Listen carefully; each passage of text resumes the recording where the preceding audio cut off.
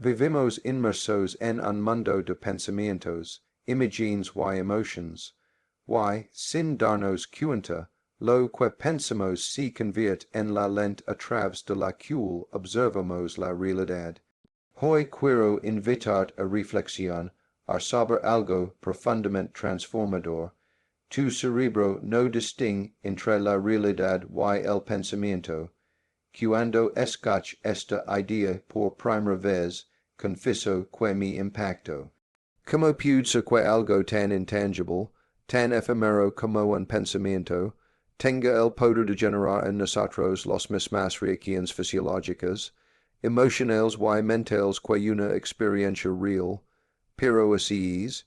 Lo que imaginas con suficiente intensidad, lo que visualizas con emoción, lo que repites en tu mente una y otra vez, se convierte para tu cerebro en algo tan real como aquello que estás viviendo en este preciso momento. Piensa, por ejemplo, en una persona que recuerda una experiencia dolorosa del pasado. Su corazón puede empezar a latir más rápido, su respiración se vuelve más superficial, los músculos se tensan, y sin embargo, esa situación no está ocurriendo aquí y ahora. Solo está ocurriendo en su mente. El cerebro, al revivir esa experiencia, activa los mismos circuitos neuronales, las mismas redes de respuesta, las mismas hormonas del estrés que se liberarían si estuviera viviendo de nuevo aquel instante. ¿Y esto, lejos de ser una condena, es en realidad una puerta extraordinaria hacia la libertad? Porque si nuestros pensamientos pueden generar sufrimiento, también pueden generar bienestar. Si la mente tiene el poder de activar la respuesta del miedo, también tiene el poder de activar la respuesta del coraje, de la paz, de la gratitud, de la esperanza. Durante años, la neurociencia ha mostrado que el cerebro es un órgano moldable, que cambia con la experiencia, con la práctica, con la atención. Cada pensamiento, cada emoción, cada acto de conciencia deja una huella, una conexión nueva, una sinapsis que se refuerza o se debilita. Cuando comprendemos esto, nos damos cuenta de que la mente no es una espectadora pasiva de la vida, es una creadora activa de nuestra realidad. A veces creemos que lo que sentimos depende de lo que nos sucede, pero lo que realmente determina nuestro estado interior no es lo que ocurre, sino cómo interpretamos lo que ocurre. Dos personas pueden vivir la misma situación y reaccionar de manera completamente diferente. No es la realidad externa la que define su experiencia, sino la historia que cada una cuenta sobre lo que está viviendo. Y aquí entra en juego el poder inmenso del pensamiento. Cuando piensas que algo es imposible, tu cerebro activa circuitos de inhibición, de cierre. Literalmente apaga áreas relacionadas con la creatividad y la solución de problemas. Pero cuando, frente a la dificultad, eliges pensar, tal vez haya una manera, tal vez pueda aprender algo de esto, tu cerebro se abre. Activa el córtex prefrontal, la zona asociada al razonamiento, a la planificación, a la inspiración. Lo que cambia no es la realidad externa, sino tu manera de mirarla. Y eso lo cambia todo. La mente, cuando se entrena, se convierte en una aliada formidable. Pero cuando la dejamos sin dirección, puede ser nuestro mayor obstáculo. Cuantas veces hemos sufrido por escenarios que nunca ocurrieron. Cuantas noches hemos pasado imaginando conversaciones, miedos, pérdidas, problemas, que solo existen en nuestra cabeza. El cuerpo, sin saber que eso no era real, respondió como si lo fuera. Liberó adrenalina, cortisol, tensión. Pagamos un precio biológico por algo que solo existe en el plano mental. Por eso es tan importante aprender a dirigir el pensamiento, no para negar lo que sentimos, no para escapar de la realidad, sino para transformar nuestra relación con ella. Cuando decides observar tus pensamientos sin identificar con ellos, algo profundo sucede. Empiezas a dar cuenta de que tú no eres lo que piensas. Eres quien observa lo que piensa. Y en ese instante recuperas tu libertad. El pensamiento tiene poder porque activa emotions, y las emotions, a su vez, condicionan nuestra percepción. Si te sientes agradecido, ves posibilidades donde antes solo veías obstáculos. Si te sientes en calma, percibes soluciones que en la agitación pasaban inadvertidas. Pero si te sientes temeroso o resentido, tu mente se estrecha. El cerebro entra en modo defensa, y en ese modo no puede creer, no puede innovar, no puede amar. Por eso cultivar estados mentales de serenidad, y confianza no es una cuestión espiritual o poética, es una cuestión profundamente biológica. Cuando respiras con calma, cuando agradeces, cuando eliges pensamientos que te expanden, tu cerebro libera dopamina, serotonina, oxitocina.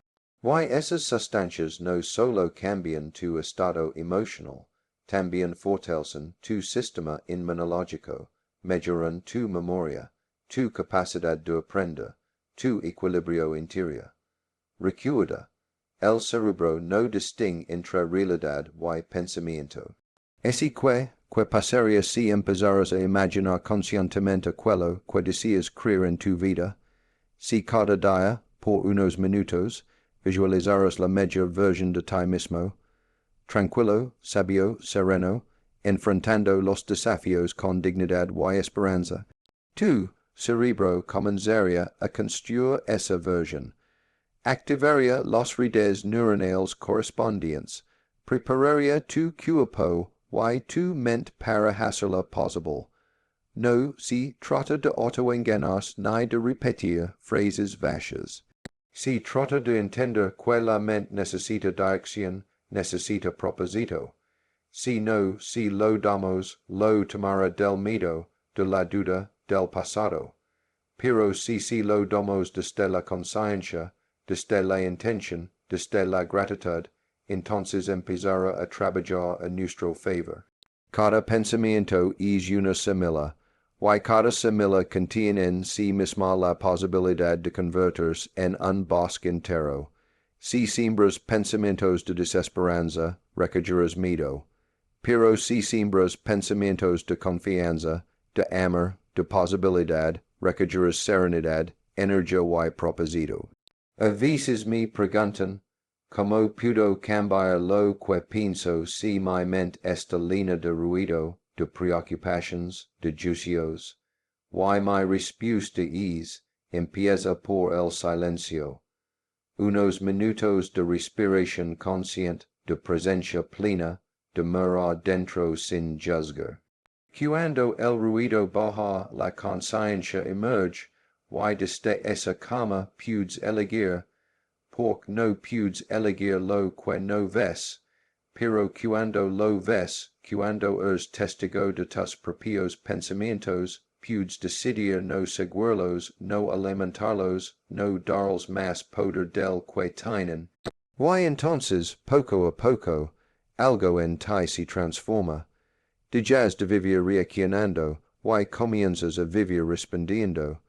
Dejas de luchar contra la vida, y empiezas a fluir con ella. Comprendes que lo que realmente te da libertad no es cambiar lo que sucede, sino cambiar la forma en que lo interpretas. El cerebro aprende por repetición.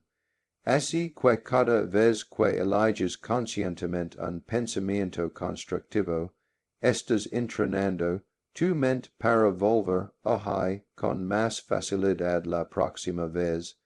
Igual que un músculo se fortalece con la práctica, la atención es el gimnasio del alma. Allí donde pones tu atención, pones tu energía. Si pones tu atención en la gratitud, la vida te parecerá más rica. Si la pones en el medio, la vida te parecerá más pequeña. No porque la realidad haya cambiado, sino porque tú la ves a través de un filtro diferente. Recuerda, la mente crea aquello en lo que cree, y el cerebro, con su inmenso poder, materializa en el cuerpo lo que la mente imagina. De ahí la importancia de cuidar la calidad de tus pensamientos como cuidas la calidad de tu alimentación. Lo que piensas, lo que imaginas, lo que repites, se convierte en tu biología, en tu estado emocional, en tu destino. Así que hoy te invito a observar a tu mente con compasión, sin exigencia, sin culpa. A darte cuenta de que cada pensamiento que surge no es un mandato, sino una posibilidad. Puedes creerlo o puedes dejarlo pasar. Puedes alimentarlo o puedes dejar que se disuelva. Y cuando eliges conscientemente, comienzas a escribir tu propia historia interior.